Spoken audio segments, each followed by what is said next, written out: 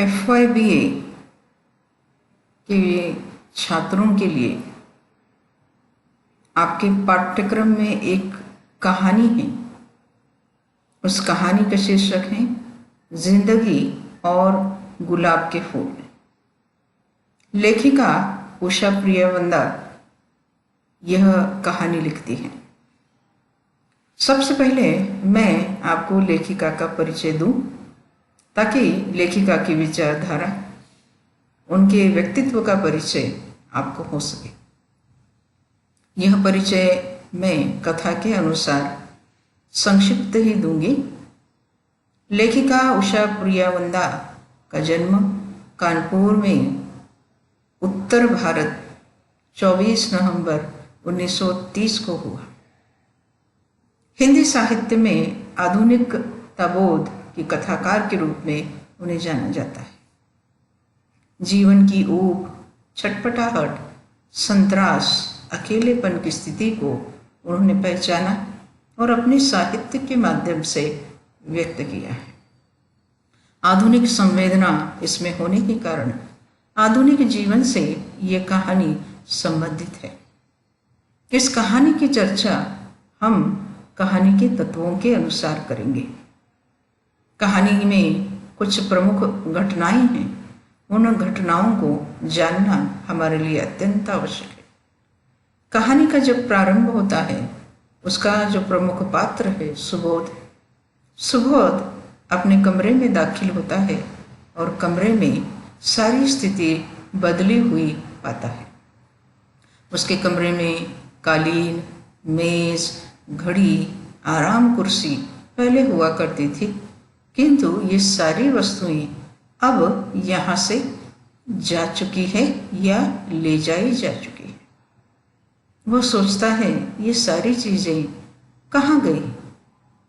तब उसे पता चलता है कि ये सारी चीजें उसकी बहन वृंदा के कमरे में जा चुकी है।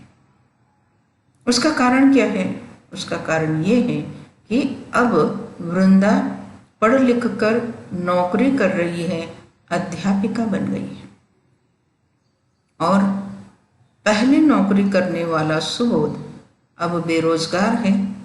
उसने अपने आत्मसम्मान हेतु नौकरी छोड़ दी है।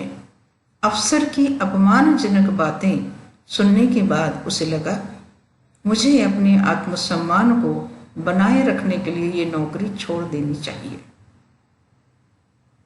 नौकरी तो छोड़ दी है, किंतु दूसरी नौकरी मिल नहीं पा रही है। ऐसी स्थिति में सुबोध अब इस परिवार में, इस घर में रह रहा है। पहले इस परिवार में, इस घर में, घर का पुरुष होने के नाते और कमाऊ पुरुष होने के नाते एक महत्व उसे जो प्राप्त था वह धीरे धीरे कमजोर होने लगा है। पहले माँ और बहन उसका इंतजार करते, उसके ही अनुसार सारे घर के कामकाज चलते, उसकी दिनचर्या के अनुसार सब कुछ होता, किंतु अब वह नौकरी छोड़ चुका है और अपनी बहन पर, छोटी बहन पर बोझ बन गया है। छोटी बहन पर यह बोझ बन गया है। कुछ समय बीत जाता है, लेकिन सुबोध की नई नौकरी नहीं लगी है और धीरे धीरे उसका जो महत्व है घटता जाता है। उसकी उपेक्षा होने लगती है और वह उपेक्षित महसूस करने लगता है। संपूर्ण कहानी में इसी का ही चित्रण है। जब वो नौकरी किया करता था, वृंदा की एक सहेली शोभा उनके घर आया जाया करती थी। शोभा के पिता सुबोध को एक अच्छे वर के रूप में देखा करते थे और वह मन बना चुके थे कि शोभा के लिए सुबोध का हाथ वो मांगेंगे। किंतु सुबोध नौकरी छोड़ चुका था और बहुत समय बीतने पर भी उसे नई नौकरी नहीं मिली थी। इसलिए कब तक इंतजार करे? बेटी का ब्याह करना है और सही वर उसे मिलना चाहिए। इसलिए बेरोजगार युवक को वह बेरोजगार युवक का विचार वो छोड़ देते हैं। वो सोचते हैं कि खाते पीते घर में जाएगी, कमाने वाला वर होगा तो निश्चित रूप से उसका जीवन खुशहाली से भरा होगा। और यही विचार कर वह उसकी सगाई किसी और लड़के के साथ कर देते हैं। सुबोध मन ही मन विचार करता है कि कभी न कभी शोभा के पिता उसका हाथ मांगने आएंगे, दामाद के रूप में उसे स्वीकारने आएंगे, किंतु अब ऐसी स्थितियां नहीं रही हैं। पुरुष होने के नाते आत्मसम्मान को ठेस पहुंच रही है कि बहन अब घर चला रही है, उसके अनुसार घर चल रहा है, और इस व्यक्ति को यानी भाई को अब समझौते करने पड़ रहे हैं। बहन के अनुसार ही उसके साथ जो कुछ भी बर्ताव होता है वह उसे लगता है कि सही नहीं है, और इसीलिए उसके मन में निराशा का भाव छा जाता है। उसे लगता है कि मैं अब इस परिवार में कुछ भी नहीं हूँ, मेरा कोई स्थान नहीं है, मेरा कोई महत्व नहीं है। यही सोच उसके मन में घर कर जाती है और उसके परिणाम स्वरूप उसके मन में निराशा से आती है। वो घर से बाहर रहने लगता है, घर पर समय पर नहीं आता है, खाने के समय